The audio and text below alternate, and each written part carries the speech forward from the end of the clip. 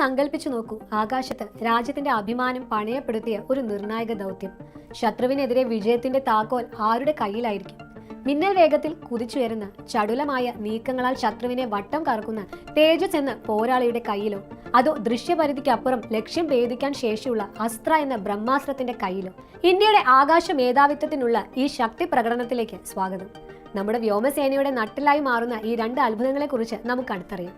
പതിറ്റാണ്ടുകൾ നീണ്ട ഗവേഷണത്തിന്റെയും ആയിരക്കണക്കിന് എഞ്ചിനീയർമാരുടെ കഠിനാധ്വാനത്തിന്റെയും ഫലമാണ് തേജസ്. വിദേശ യുദ്ധവിമാനങ്ങളെ ആശ്രയിക്കുന്നതിൽ നിന്ന് മാറി സ്വന്തമായി ഒരു പോർ വിമാനം എന്ന ഇന്ത്യയുടെ സ്വപ്നം സാക്ഷാത്കാരം.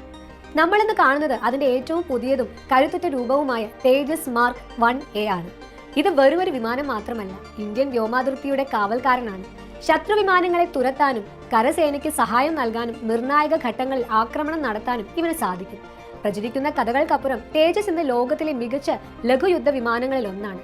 ഒരു മികച്ച പോരാളിക്ക് കരുത്തുറ്റ ഒരു ആയുധം വേണം. തേജസ് എന്ന വില്ലാളി വീരന്റെ കയ്യിലെ ആ ബ്രഹ്മാസ്ത്രമാണ് അസ്ത്ര. ഇന്ത്യ തദ്ദേശീയമായി വികസിപ്പിച്ചെടുത്ത BVR മിസൈലാണിത്.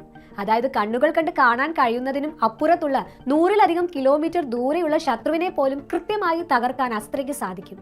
ഇന്ത്യൻ വ്യോമസേനയുടെ ഗെയിം ചേഞ്ചർ എന്നാണ് അസ്ത്ര അറിയപ്പെടുന്നത്. തേജസിൽ അസ്ത്ര മിസൈൽ ഘടിപ്പിച്ചതോടെ അതിന്റെ പോരാട്ട വീര്യം 10 മടങ്ങ് വർദ്ധിച്ചു. ഇത് സാങ്കേതികമായി ഏറെ വെല്ലുവിളികൾ നിറഞ്ഞ ഒന്നായിരുന്നു. എന്നാൽ നമ്മുടെ എഞ്ചിനീയർമാർ അത് വിജയകരമായി പൂർത്തിയാക്കി. ഇനി ഇവർ ഒരുമിച്ച് നിന്നാൽ എന്ത് സംഭവിക്കുമെന്ന് നോക്കാം. ഒരു ആകാശ പോരിൽ തേജസ് അതിന്റെ ചടുലത ഉപയോഗിച്ച് ശത്രുവിന്റെ മിസൈലുകളെ വെട്ടിച്ചു മാറുന്നു. അതേസമയം സുരക്ഷിതമായ ദൂരത്ത് നിന്നുകൊണ്ട് അസ്ത്ര മിസൈൽ ഉപയോഗിച്ച് ശത്രു വിമാനത്തെ തകർക്കുന്നു. ഫലമോ, പരിക്കുകളില്ലാതെ ശത്രുവിനെ ഉന്മൂലനം ചെയ്യാനാകുന്നു. ഈ കൂട്ടുകെട്ട് ഇന്ത്യയുടെ വ്യോമ പ്രതിരോധത്തിന് ഒരു ഉരുക്കുകോട്ട തന്നെയാണ് തീർക്കുന്നത്. ഏത് ശത്രുവിനും ഇന്ത്യൻ ആകാശത്തേക്ക് കടന്നു കയറാൻ ശ്രമിക്കുന്നതിന് മുൻപ് 2 വട്ടം ചിന്തിക്കേണ്ടി വരും. അതാണ് ഈ കൂട്ടുകെട്ട് നൽകുന്ന ഉറപ്പ്. അമേരിക്കയുടെ F-16, ചൈന, പാകിസ്ഥാൻ സംയുക്തമായി നിർമ്മിച്ച JF-17 തുടങ്ങിയ വിമാനങ്ങളോട് തേജസ് പ്രധാനമായും മത്സരിക്കുന്നത്. വിലയിലും പരിപാലന ചെലവിലും തേജസ് ബഹുദൂരം മുന്നിലാണ്. അസ്ത്ര മിസൈൽ വന്നതോടെ പ്രഹരശേഷിയിൽ അമേരിക്കയുടെ അംറാം, ചൈനയുടെ PL-15 മിസൈലുകളോട് കിടപിടിക്കാൻ നമുക്ക് സാധിക്കുന്നു. ഇന്ന് പല ലോകരാജ്യങ്ങളും തേജസ് വാങ്ങാനായി ഇന്ത്യയെ സമീപിക്കുന്നുണ്ട്.